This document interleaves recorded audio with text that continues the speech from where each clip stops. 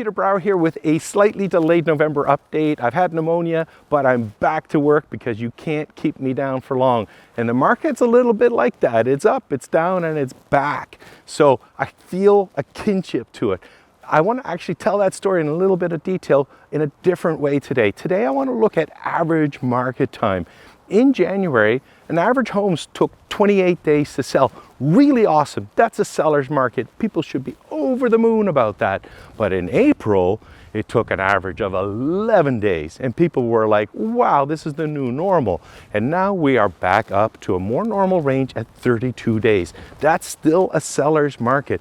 We don't start getting into a balanced market or a buyer's market until that average time on the market's much longer. Now, I do anticipate one more big blip of activity before things slow down for the rest of the year. When you look at this graph, you see that spike. That's the next 2 to 3 weeks. So sellers still have an opportunity to sell and buyers are still out there looking.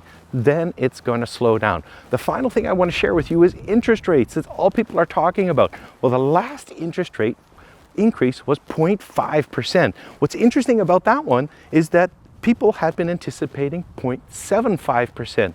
And that actually tells me that we're starting to see the beginning of the end of what the Bank of Canada is doing with an aggressive interest rate increase policy. And what does it mean for the housing market? Well, it means that we're going to sell fewer homes, we're going to have relative stability, and realistically, we're not going to have the craziness that we experienced this year and last year. And quite frankly, these last 2 years haven't been normal. Next year is going to actually feel a lot more normal if we continue on the path ahead. I want to create the best experience for my client in Canada, quite frankly.